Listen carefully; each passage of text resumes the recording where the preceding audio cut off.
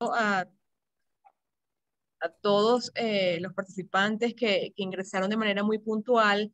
Vamos a tener un espacio de 1 hora, entre 2 y 1, para llevar a cabo esta conferencia y entre 10 y 15 minutos para una sesión de preguntas y respuestas. Pueden hacer sus preguntas a través del chat y nosotros lo vamos a compartir con nuestro invitado del día de hoy. Sus micrófonos y cámaras van a estar apagados. Nos acompaña el doctor Pedro Rivas, quien nos va a estar conversando acerca del trasplante de órganos en Venezuela, 30 años de trabajo continuo. Para formalmente darle la bienvenida, también nos acompañan nuestros coordinadores académicos del Diplomado de Salud que desarrollamos acá en el IESA. El doctor Mario Patiño nos va a estar un poco conversando también del doctor y darles, por supuesto, a nuestro invitado la más cordial bienvenida. Doctor Patiño. Muchas gracias, Aide. Pues siempre es un gusto presentar al doctor Pedro Rivas Betancourt. Pedro es un médico cirujano formado en la Instituto Universidad Central de Venezuela con posgrado de cirugía en nuestra alma mater y después hizo trasplante de órganos abdominales y enfermedades hepáticas en Chicago. Probablemente la gran labor de Pedro ha sido durante muchos años el trabajo en la fundación, en la Organización Nacional de Trasplantes que actualmente dirige en el Programa Metropolitano de Trasplante de Hígado, Funda Hígado. Es presidente presidente ejecutivo de Funda Hígado de América, así como médico accionista y presidente de la Junta Directiva de la Policlínica Metropolitana. Entiendo que tenemos un poco tiempo, Pedro, de manera que sin más, pues te damos la bienvenida y pues un placer y un privilegio tenerte en esta conferencia los miércoles del IESA. Gracias, Mario. Gracias a todos. Agradecido, la verdad, con esta oportunidad de compartir con ustedes lo que ha sido nuestro trabajo. Esto ha sido un camino realmente muy grato, lleno de encuentros muy satisfactorios, y quiero comenzar por agradecer a mi equipo que me ha acompañado durante estos últimos 20 años y a todas las otras personas que de alguna manera han tenido algo que ver en este proceso, que han sido las personas responsables de que hayamos podido llegar a donde estamos ahora. Quiero comenzar para que las personas que no están familiarizados con el tema de trasplante entiendan que el trasplante de órganos es en sí, como lo llaman la gente que hace encuestas de opinión pública, es el bellwether de la actividad médica. La actividad de trasplante de órganos refleja de alguna manera la madurez del sistema de salud del país donde se desarrolla y refleja de alguna manera la madurez del sistema de salud del hospital donde se desarrolla. Los grandes hospitales donde se desarrolla la academia en conjunto con actividades como el trasplante de órganos son los grandes hospitales donde se destacan los grandes desarrollos de la medicina moderna, y para nosotros ha sido un honor estar involucrado en esto. Funda Hígado tiene... No problema, lo que tú necesites, con mucho gusto. ¿Aló? Ajá. Funda Hígado ha estado involucrado en esta actividad en Policlínica Metropolitana durante los últimos 20 años, donde hemos tenido el apoyo de esta institución que ha sido líder en tantas áreas del área médica y específicamente en esta área de trasplante, donde actualmente es el único instituto médico público-privado que lleva adelante la actividad de trasplante tanto de riñón como de hígado. Cuando pensé en cómo compartirles a ustedes lo que ha sido este camino, tomé la decisión de segmentarlo en 4 grandes bloques. Son estos 4 grandes bloques los que permiten que esta actividad se desarrolle tanto aquí como en cualquier otro país, porque como les decía, aquí estamos insertos en un tema médico donde se hace uso de un bien público que per se tiene una característica de ser escaso. Entonces aquí esta es una actividad que requiere de un Estado involucrado, de un Estado que regule la actividad, que la supervise, requiere por supuesto de un paciente que comprenda lo que significa esto y requiere de un personal de salud muy especializado y de una institución que permita que esta actividad se lleve adelante. Sin embargo, antes de meterme, yo quisiera ponerles a quienes nos escuchan ahorita de un poco de contexto de lo que significa el trasplante, tomando como ejemplos data que nos sirva de referencia, y por supuesto voy a hacer referencia a la data que proviene de los Estados Unidos. Fíjense, en los Estados Unidos, uno de los últimos reportes de una de las oficinas que atiende a través de la Casa Blanca este tema, demostraron que había un número un poco mayor de 100.000 personas hombres, mujeres y niños esperando por un trasplante.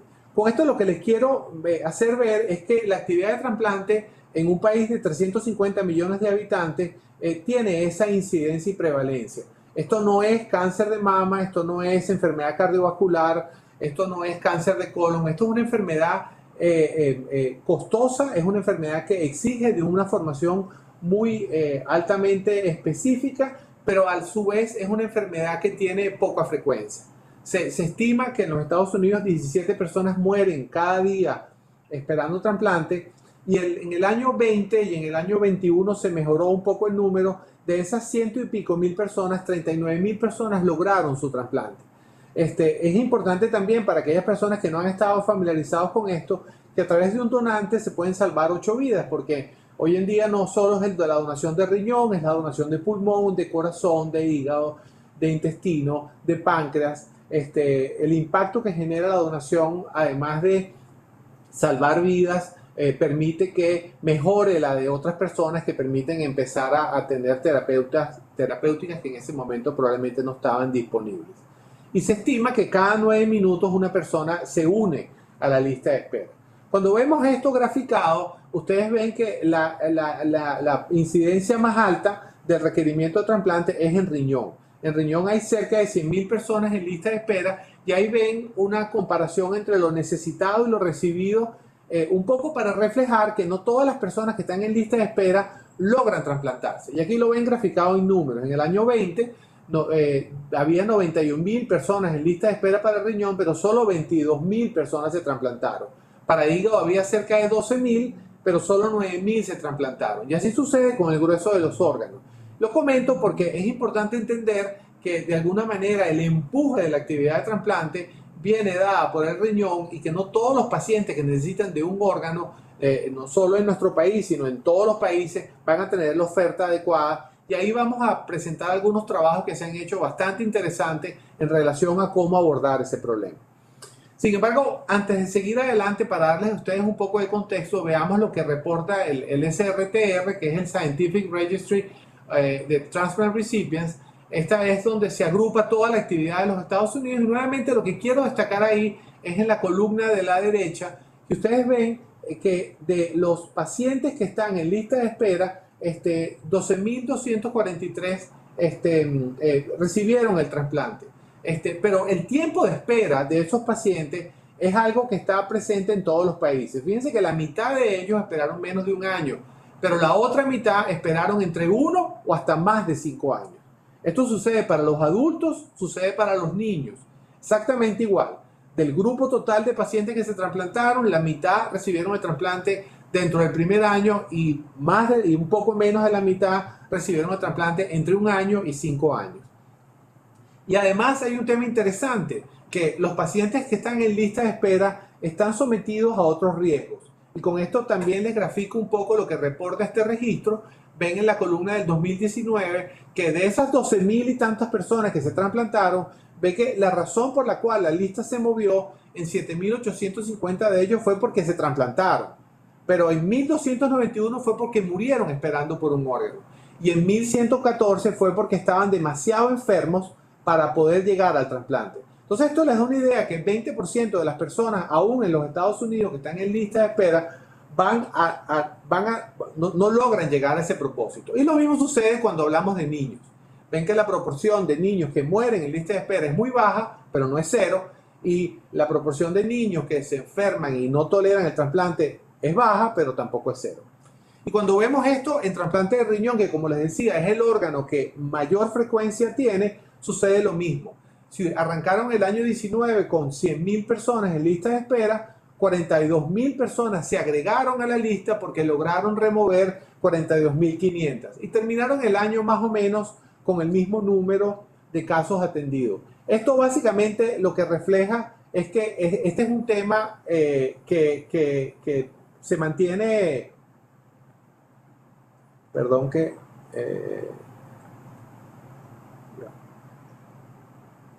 ok, ya, ajá. Se mantiene relacionado con la relación que existe entre muertes, donación y trasplante. Este gráfico de Venn permite explicar una relación bastante interesante.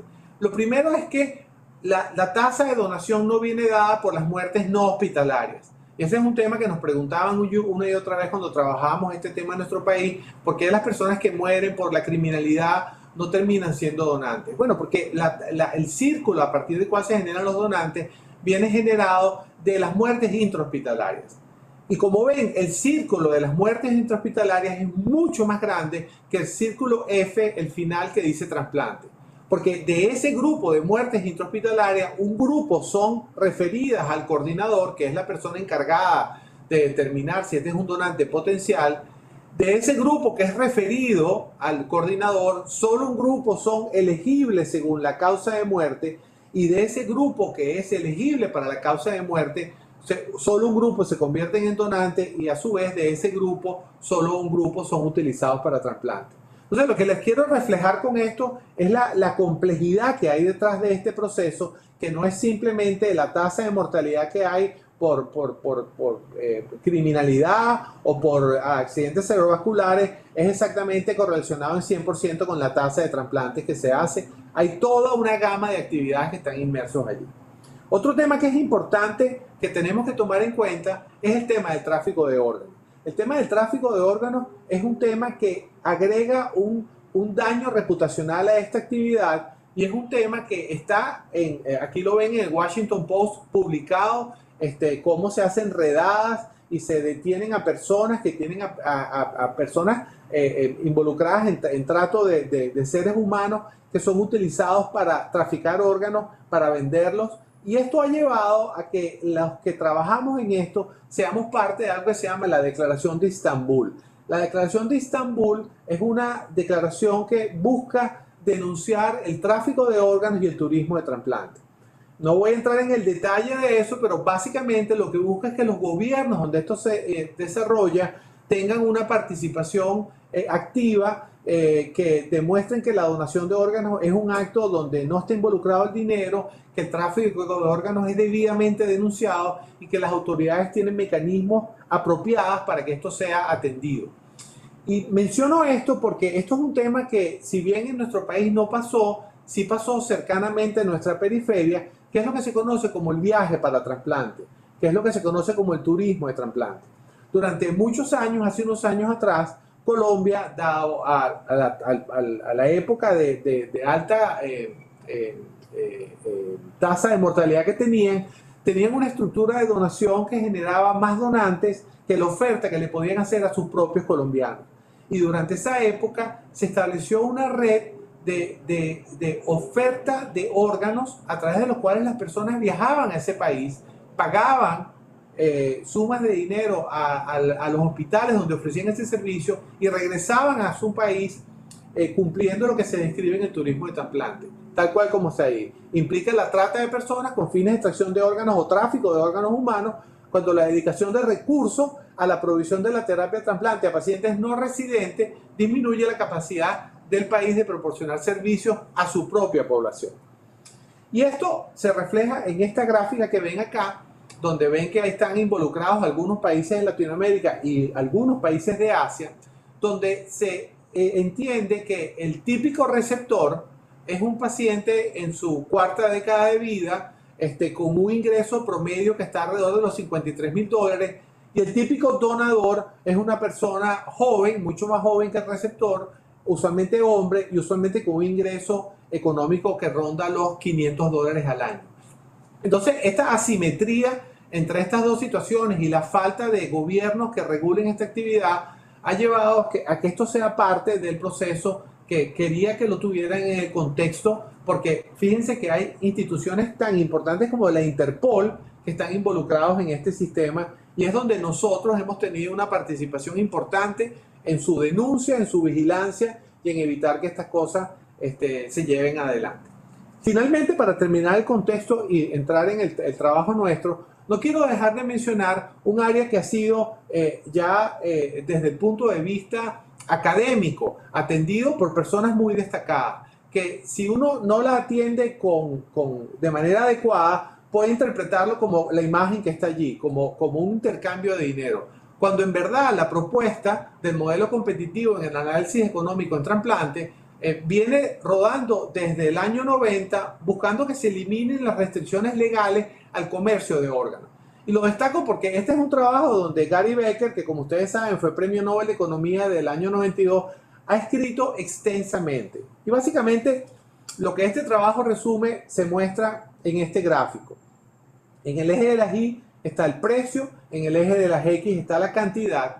Y ellos lo que expresan como una propuesta que realmente no conozco algún país donde lo hayan implementado, pero es un acercamiento a este problema desde el punto de vista de la microeconomía, es entender que si los demandantes y los oferentes revelan sus planes de compras y ventas respectivos en función a niveles de precios, se puede llegar a un acuerdo, que es el punto E, donde al cortarse en el punto E se llama el punto de equilibrio de mercado, que determina un precio de mercado llamado precio de equilibrio y la cantidad que se realiza a dicho precio. Es decir, los que están ofertando órganos están dispuestos a hacerlos a un precio tal, y los que están necesitados del órgano están interesados en hacerlos a una compra tal. Esto es algo que no se ha implementado en ningún país, es una visual desde el punto de vista de la microeconomía, pero lo menciono porque es un tema que probablemente ustedes se lo van a cruzar en la lectura. Es un tema que obliga a una estructura social muy bien desarrollada y donde los incentivos económicos no distorsionen esta propuesta que, como les digo, ha tenido la bandera de gente tan involucrada como el economista Gary Becker. Entonces, volviendo al tema que nos trae en cuestión, como les decía, el trabajo nuestro de estos 30 años está fragmentado o dividido en estos 4 bloques. La relación con el Estado, yo comencé esta actividad en el año 92, hace 30 años atrás. La relación con el Estado en aquella época era una relación distante, era una relación donde no había una propuesta de políticas públicas sólida que atendiera a esto. Y digamos, el game changer de esto fue un trabajo que está publicado hoy en día en este libro de Ediciones IESA, y fue un trabajo que logramos hacer hace 20 años con los economistas Richard Ubucher y Ángel Alayón. Para mí fue la primera aproximación a la estructura de economía de la salud, y en este trabajo lo que logramos fue estudiar, comparar los costos de dos patologías. La patología de insuficiencia renal crónica, comparando la alternativa del trasplante de riñón versus la diálisis, y la alternativa del trasplante de hígado en la cirrosis biliar primaria versus el tratamiento médico hasta que el paciente fallece. Se evaluaron una serie de metas de costos directos, costos indirectos, como están desglosados allí. Esto es algo que ustedes pueden buscar y leerlo porque sé que está disponible allá en el IESA. Y básicamente se empezaron a definir costos indirectos que para nosotros los médicos en ese momento eran costos que no estimábamos en lo que era el costo final de la actividad y las decisiones que se tenían que hacer para asignar unos recursos. Costos indirectos como la pérdida en la producción por no trabajar, ingresos perdidos por miembros de familia, tiempo libre perdido, efectos psicológicos, dolor, cambios en los hábitos sociales.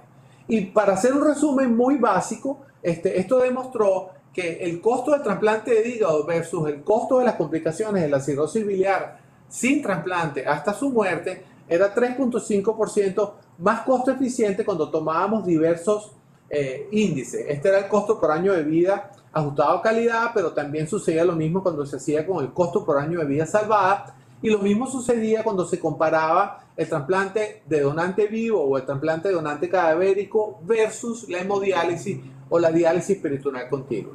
Y comento esto porque esto llevó a una situación de política pública que tomó la batuta el ministro Rodríguez Ochoa en el año 2001, que creó algo que fue un cambio radical en nuestro país. Y esto fue publicado en la Gaceta Oficial, que allí está desglosada, donde se explicaba en 3 artículos 3 puntos muy importantes.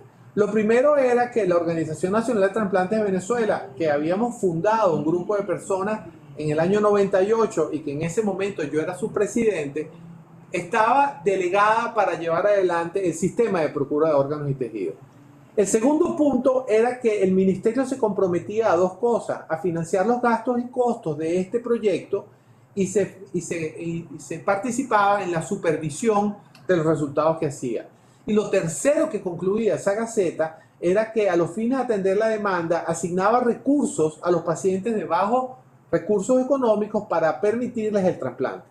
Bueno, los efectos de este proceso van a verlos más adelante, pero aquí ven el diagrama que se diseñó usando las mejores prácticas que había en ese momento, que era lo que hacía los Estados Unidos y lo que hacía España, que eran los dos países que tenían la vanguardia más destacada en este proceso. Se creó el sistema 0800 donante. En ese sistema 0800 donante se canalizaron todas las detecciones de los centros generadores que se fueron incorporando a través de los procesos educativos que hicieron los coordinadores hospitalarios, que fue un personal que fue una estructura médica o de salud que desarrolló la ONTV junto con el sistema de procura de órganos y tejidos.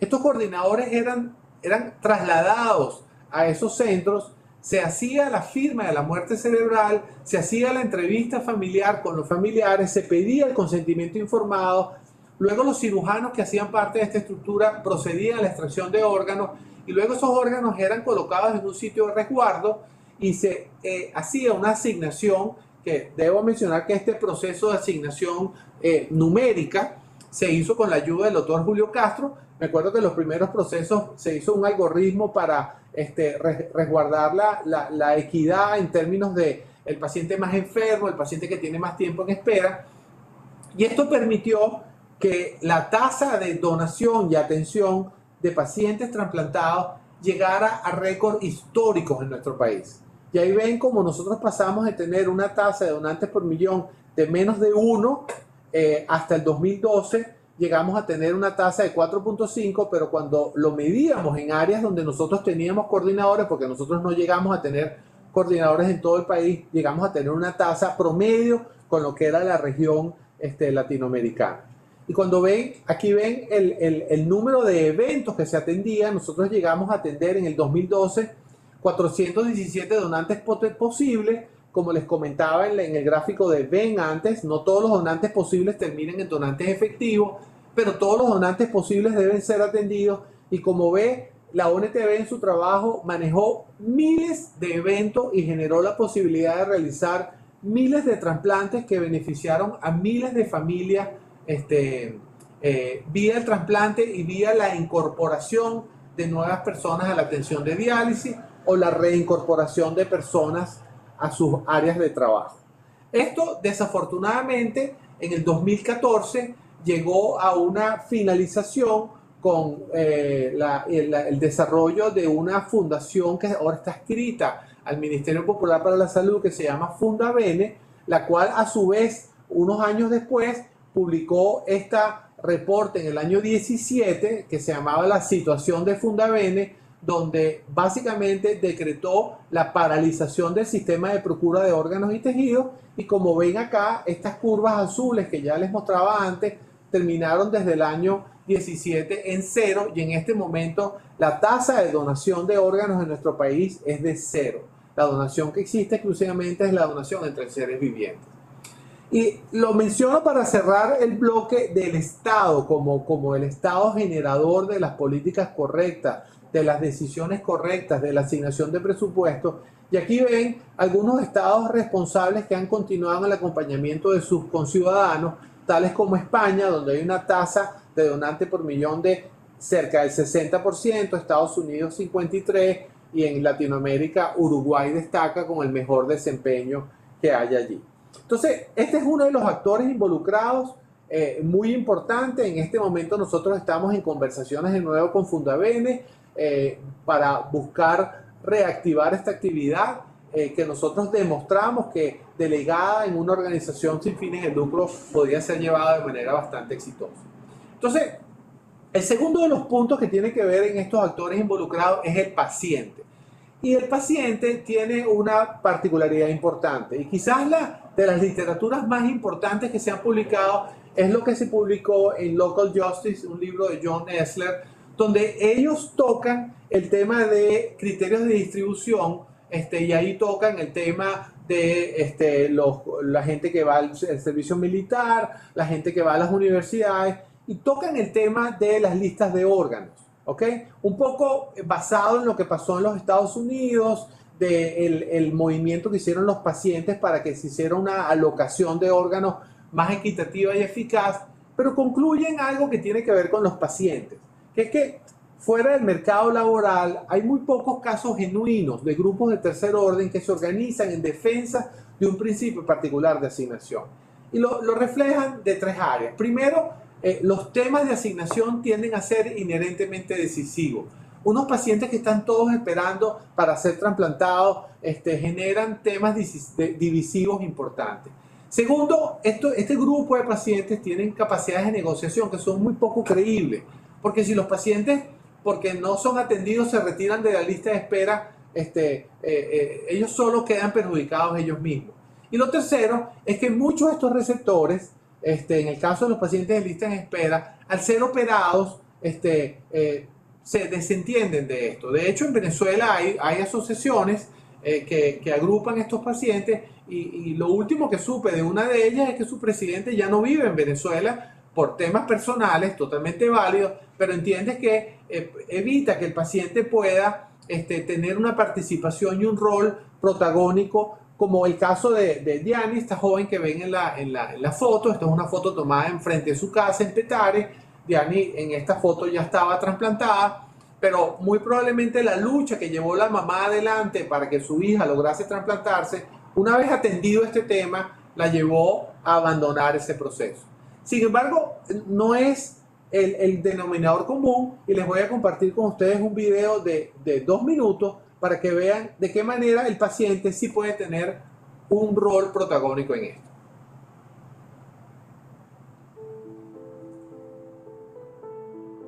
Mi nombre es Marlene Rojo, soy la mamá de Estefanía Lugo. Después de su nacimiento, al tercer día se empezó a poner amarilla y vinieron una serie de exámenes. A los 2 meses me dan este diagnóstico, una atresia de vías biliares. Me dicen que esa atresia le causó una cirrosis hepática. Y pensar que tu niña de 2 meses tiene una enfermedad terminal es muy difícil, muy difícil.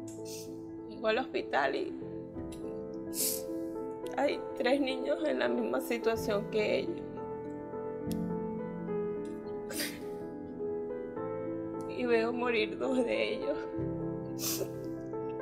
de la misma situación, de atresia, por hemorragia. Ya tenían días hospitalizados y murieron. Pasó 15 días hospitalizada allí. Allí es donde me la refieren a Fundaiga.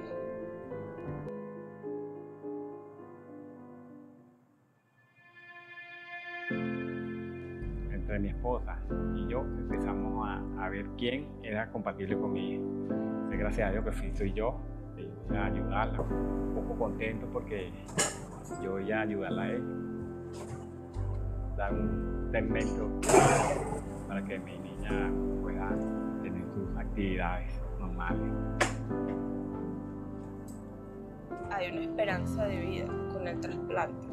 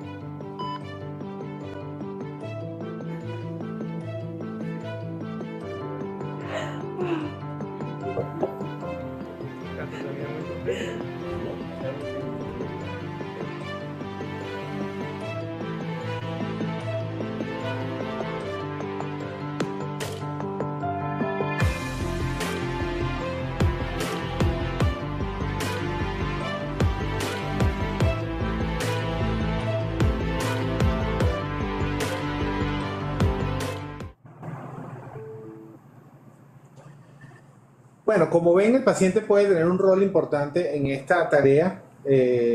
Del lado nuestro, en este momento, el paciente tiene que cumplir con 3 criterios fundamentales para optar a esta terapéutica. Primero, tiene que ser candidato. Ya vamos a conversar un poco a qué se refiere esto. Segundo, debe contar con un donante vivo relacionado, tal como lo describe nuestra ley vigente de órganos y trasplantes. Y tiene que contar con recursos financieros para cubrir esta actividad. Lo segundo es cómo se define la candidatura. La candidatura es el proceso en el cual nosotros demostramos el paciente que tiene una indicación para trasplante es debidamente candidato para recibir el trasplante, porque no es algo que es automático. Una persona puede tener una cirrosis biliar secundaria con hemorragia, con ascitis, pero tener un PPD positivo y ser portador de una tuberculosis activa, y eso lo contraindica para un trasplante. Es decir, este tema de la candidatura debe ser debidamente documentada. Nosotros la podemos documentar en Policlínica Metropolitana de manera muy fácil, ya sea ambulatoria o hospitalariamente, y eso consiste precisamente en una revisión extensa de la condición médica y la condición social y la condición familiar del paciente. El paciente si el paciente no es candidato, el paciente debe ser remitido a su control médico. Por el contrario, si el paciente es candidato para trasplante, el paciente entra a formar controles médicos con fundahígado y con su médico tratante. En cada consulta, el paciente se le hace seguimiento y corrección de cada una de las variables que el paciente pueda tener, y luego el equipo psicosocial de nuestro equipo le hace seguimiento. La ruta para que el paciente termine su fase de trasplante en este momento solo está viable a través de la parte más inferior, donde el paciente, como les decía, tiene que tener con un donante vivo relacionado. Son cirugías simultáneas que se realizan solamente en Policlínica Metropolitana, para lo cual se equipan 2 quirófanos con equipos simultáneos, dos áreas de terapia intensiva para su recuperación, y luego eso permite que el paciente se recupere y el donante regrese a su vida normal. Ya en un momento le vamos a presentar datos. Donde estamos trabajando es en rescatar el sistema de procura de órganos y tejidos para que estos pacientes puedan ser atendidos también a partir de la generación de un donante de cadáver. ¿Qué hemos hecho en Fundahígado, dado la cesación o la suspensión en este momento de lo que en la Gaceta Oficial antes estaba previsto? Bueno, Fundahígado ha creado campañas de crowdfunding que se dedican a atender cada uno de los momentos del paciente. La primera de ellas es Historias Amarillas. Las Historias Amarillas refleja lo que ven allí. Este es un paciente nuestro. Estos son pacientes que se ponen amarillos por su condición de trastornos hepáticos, y es la ruta que permite la captación del paciente para una consulta gratuita que genera Policlínica Metropolitana para la identificación, adecuación y determinación de la candidatura del paciente. Sueños Extraordinarios es propiamente la campaña que permite llevar al paciente hasta la sala operatoria y ser sometido a un trasplante. Y por último, La Vida Después del Trasplante es la campaña que acompaña al paciente. Esta es Auralis, una niña trasplantada por nosotros a los 16 años y que luego de 10 años dio a luz a una niña. Ya tenemos varios pacientes nuestros trasplantados que han logrado llegar a la gestación de niños sanos. De esta manera, como ven, el tema del paciente tiene un rol importante en la función de esto. En el tema de personal de salud, aquí hay un tema interesantemente divisivo, porque aunque parezca sorpresivo, hay un grupo de médicos que, lejos de participar en el desarrollo de esta actividad en el país, le invitan al paciente a hacer referencias y ser atendido fuera del país. Es un tema que afecta no solo a la institución como desarrollo, pero también afecta la reputación del país y obliga a que pacientes vean como una alternativa irse de Venezuela. Y el caso de Medellín es un caso que está publicado en extenso, donde afortunadamente ha bajado significativamente eso. Pero lejos de eso, el programa de Fundahígado que funciona en Policlínica Metropolitana, como ven, está constituido por un grupo muy extenso de personas que cubren cada una de las áreas que requiere esta persona en su viaje hasta la ruta que le permite llegar al trasplante. Y debo mencionar que quien coordina toda esta actividad es la licenciada Cindia Bermúdez, que además es cursante del Diplomado de Salud en este momento y además ostenta el título de una maestría de gerencia en salud de de Gerencias Públicas del IESA, y es enfermera de terapia intensiva y es la persona que permite que este equipo tan complejo se engrane. Cuando nos movemos al tema de las instituciones, en Venezuela destacan dos instituciones. El Hospital Vargas, donde hicimos los primeros procedimientos del año 92 al año 97, donde un grupo liderizado por el doctor Vegas llevó adelante las primeras actividades de trasplante en este país, un programa que se detuvo, que tuvo, digamos, una iniciativa en llevar adelante algo novedoso, pero la verdad es que carecía de la estructura que en este momento ofrece instituciones como Policlínica Metropolitana. Y es en este sentido que Policlínica Metropolitana durante 20 años ha sido el único centro autorizado por el Ministerio Popular para la Salud para llevar adelante esta actividad, que la puedo resumir con esta imagen que grafica rápidamente lo que es nuestro trabajo. En esta imagen, en un quirófano, lo primero que destacan es que es difícil ver al paciente. Es difícil ver al paciente porque es un niño de escasamente 2 años de edad.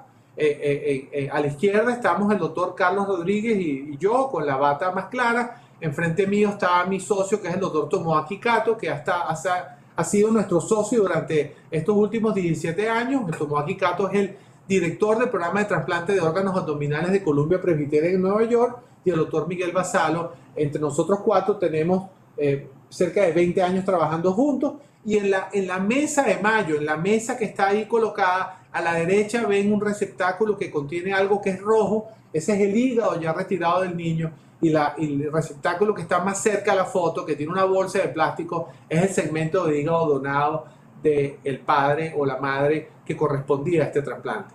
Esto es importante que lo entiendan porque esta fase anhepática, este momento quirúrgico, es un momento que solo Policlínica Metropolitana desarrolla y ha desarrollado durante 20 años. Y estos son algunos números que ustedes pueden ver. Nosotros hemos hecho en estos últimos 10 años más de 5.000 evaluaciones que están distribuidos en pacientes pediátricos, cerca de 2.700, pacientes adultos, cerca de 2.500, y potenciales donantes, cerca de 530. Esto nos ha permitido, luego de los análisis, de hacer 186 procedimientos quirúrgicos, de los cuales 113 han sido trasplantes, 75 han sido donantes, y en una tasa muy similar dividido entre adultos y pediátricos, donde los pediátricos son principalmente provenientes de donante vivo, y los adultos ha sido una tasa dividida allí. Bueno, quiero cerrar con una imagen el momento en el cual la familia deposita la confianza de nosotros en ella. En esa imagen yo tengo el hígado donado del primo de la persona que se está trasplantando en ese momento. Para nosotros ha sido un honor, y queremos darle las gracias a las miles de familias que en los momentos más dolorosos de su vida, cuando perdieron a un familiar querido, aceptaron que los órganos fueran donados para que alguien se beneficiara a través de la vía de un trasplante. Para Policlínica Metropolitana es un honor llevar adelante este trabajo, y para nosotros es un placer haber podido compartir con ustedes lo que han sido 30 años de trabajo. Y aquí están los teléfonos y nuestros puntos de contacto si hubiese alguna pregunta. Gracias, doctor, por esta presentación. Abrimos el espacio de preguntas y respuestas. Las pueden hacer por el chat y la vamos leyendo y compartiendo.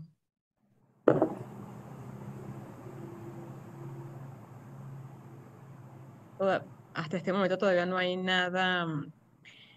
El doctor Villasmil levantó la mano. Si le pueden dar acceso para el micrófono, por favor. Hola. Sí, doctor. Bueno, un gusto estar aquí con ustedes. Yo querría, desde una perspectiva de política pública, hacer una breve reflexión sobre esta historia que conozco muy bien, porque en algún momento se cruzó con la mía, cosa de la que me siento muy orgulloso, puesto que el doctor Rivas y yo pues, hemos compartido práctica y sueños durante muchos años, muy en torno a esto, por cierto. Porque es que esta historia, Pedro no lo dijo, pero yo tengo que decirlo, porque es la historia de fracasos que finalmente devinieron en un éxito, y ojo que en la Venezuela sanitaria los éxitos no son muy numerosos. En efecto, me corregirá Pedro, pero la primera experiencia con trasplante de hígado se llevó a cabo en el Zulia, Escuela Quirúrgica del Zulia de gran tradición, el doctor Idimo Inestrosa, recuerdo. Ese paciente se trasplantó con éxito y sin embargo se pierde luego por complicaciones de tipo infeccioso. Yo recuerdo un congreso de mi especialidad en Maracaibo, haber oído el relato de lo que fue este caso, la presentación de este caso, era conmovedor, porque finalmente los problemas, aquella brillantez dentro del quirófano, donde grandes virtuosos de la cirugía lograron llevar a cabo este procedimiento, que es el procedimiento quirúrgico más complejo que se realiza hoy en el mundo, el trasplante de hígado, trasplante ortópico de hígado.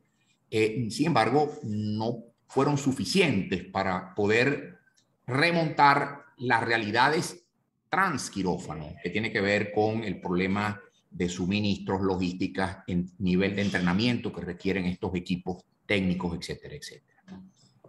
A mediados de los 90, un poquito antes, Pedro se había graduado, por cierto, con honores en medicina en la Universidad Central, sigue su entrenamiento en cirugía en el hospital universitario, marcha a Chicago a entrenarse en cirugía hepatobiliar con el tema del trasplante en la mira.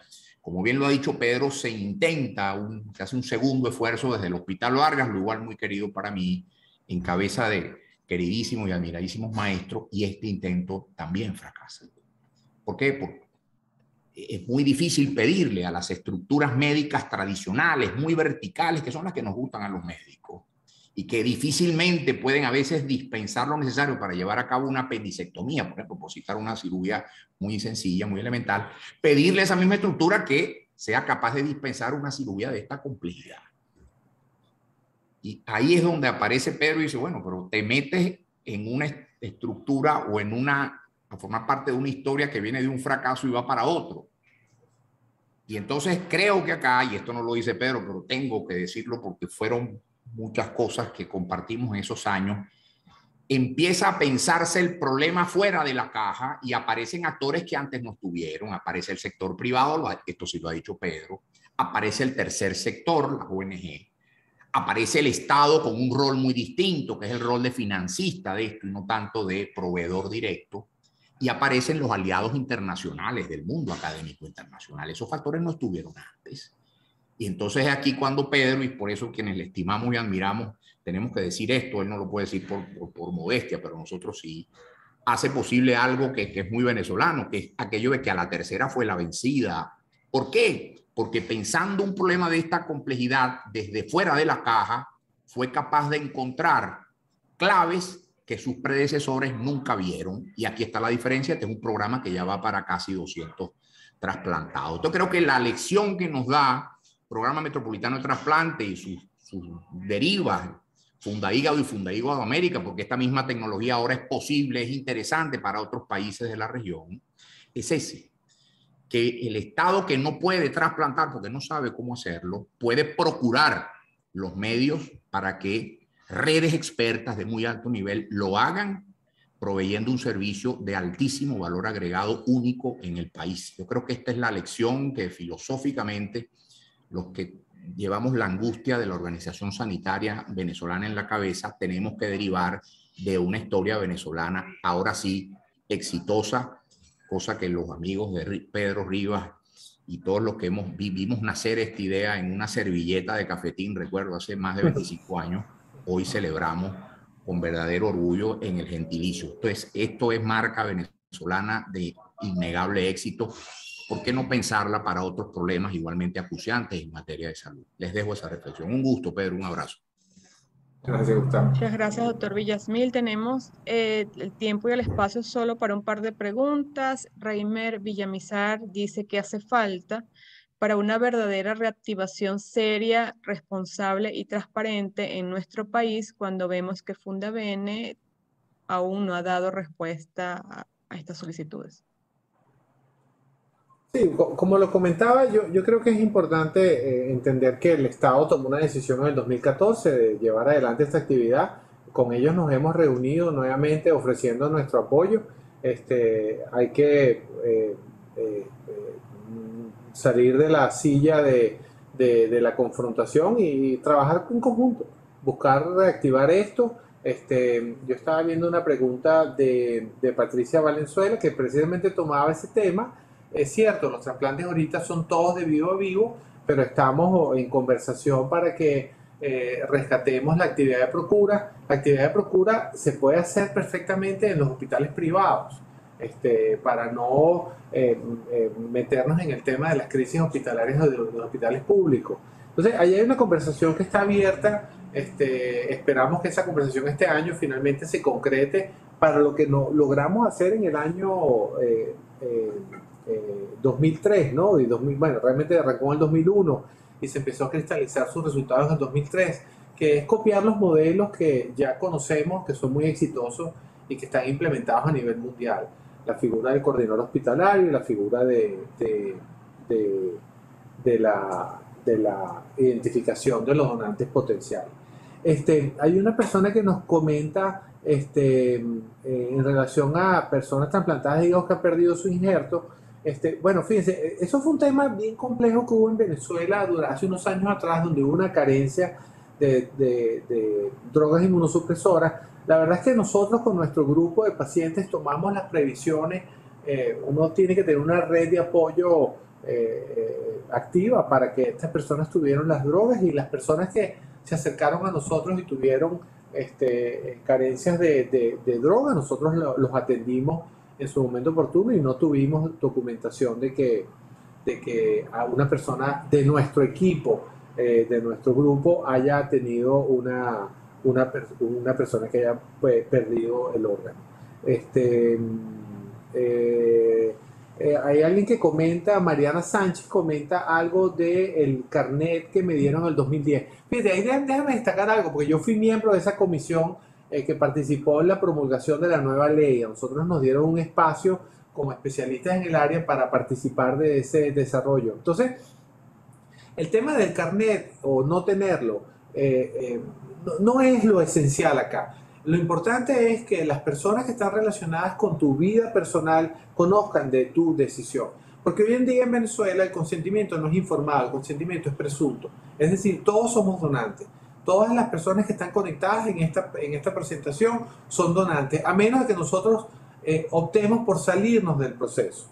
Entonces, más allá de tener o no el carnet al lado de nuestra cédula de identidad, lo importante es que nuestros familiares, que son quienes van a ser convocados ante el evento de una emergencia, sepan de cuál es nuestra decisión. En caso de que, y si recuerdan el gráfico de Bain que les mostré, el caso de que uno tenga una enfermedad que lo lleve a un fallecimiento intrahospitalario y la causa de muerte permita que esa persona pueda convertirse en donante y que las condiciones se den para que el trasplante se haga, se convierta.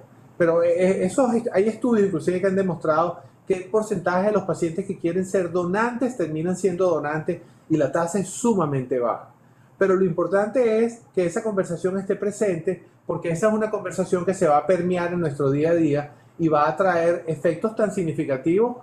Si ustedes ven la película Todo sobre mi madre de Pedro Almodóvar, eso comienza con una discusión donde están entrenando unos coordinadores hospitalarios para pedir los órganos de una persona fallecida. Imagínense lo que significa que uno de los cinematógrafos más importantes de un país escoja como escena de apertura una conversación de ese tipo. Entonces, lo importante, más allá del tema del carnet o no, es compartir la decisión y hablar del tema de manera positiva. Muy bien, doctor, gracias. Bueno, yo creo que sí se paseó por las preguntas que teníamos acá en el chat. Está llegando, bueno, nada, efectivamente, muchas gracias por la conferencia, por la información suministrada, agradecidos por la tan excelente presentación. No estamos recibiendo otras preguntas. Excelente conferencia. Ok. Bueno, vamos a ir cerrando la actividad. Efectivamente hablamos de un espacio de 1 hora para este encuentro. Efectivamente siguen comentando. Gracias, doctor, por su labor desde el equipo. Saludos y seguimos en contacto. Gracias por su extraordinaria labor. Excelente como siempre. Vamos a ir cerrando. Me gustaría, bueno, ya unas palabras finales como de su parte, y de alguno de los coordinadores también lo invito a participar para cerrar de esta actividad. Sí, yo quiero nuevamente darle las gracias a ustedes por invitarnos. Esto data del año 97, cuando yo empecé a participar del grupo de liderazgo y visión, que por cierto Gustavo me incluyó en eso. En ese grupo yo conozco a Ángel y a Richard, y en esas reuniones ellos estaban por hacer o estaban ya haciendo su maestría en Chicago, y de ahí nace una argumentación que permitió traerle al Estado una propuesta donde le explicábamos que los recursos financieros son por definición limitados, y le permitimos demostrar que podían hacer un uso mucho más efectivo de los recursos financieros. Entonces, bueno, como ven, esto es un proceso complejo, es un proceso que mide la temperatura de los sistemas de salud de los países, es un proceso donde nosotros estamos atendiendo una franja de la población que es realmente de cuarto nivel. Esto no es atención primaria, esto es medicina muy compleja. A nosotros nos hace sentir muy orgullosos del acompañamiento que hemos tenido en Policlínica Metropolitana como líder en el área de salud, donde ha habido una estructura general de apoyo, y es la responsable de que esta actividad haya visto luces y haya beneficiado a tantos venezolanos. Entonces, de nuevo, gracias a Liesa por la oportunidad, gracias a todo el equipo que nos ha acompañado, gracias a las familias que han depositado la confianza en nosotros, y nos queda sino decir que hay que seguir adelante. Muchísimas gracias por este espacio y por participar con nosotros. ¿Alguno de los coordinadores si quiere mencionar? Sí. Ajá. Nada, reiterarle la gratitud a Pedro por compartir esa experiencia, además una experiencia loable, demostración de perseverancia y de promoción de trabajo colaborativo, donde el Estado tuvo que estar involucrado desde el comienzo. Son retos que, pues, conociendo a Pedro, estoy seguro que insistiremos en recuperar la estructura que permita darle continuidad a este programa que ha beneficiado a tantos venezolanos. Gracias, Pedro, pues honrado por haberte tenido el día de hoy en esta actividad de Liesa. Gracias, Mario, gracias a ustedes. Muchas gracias a todos. Damos por concluida la conferencia del día de hoy. Gracias a nuestros participantes, a nuestros invitados y al equipo de Liesa. Feliz tarde. Feliz tarde.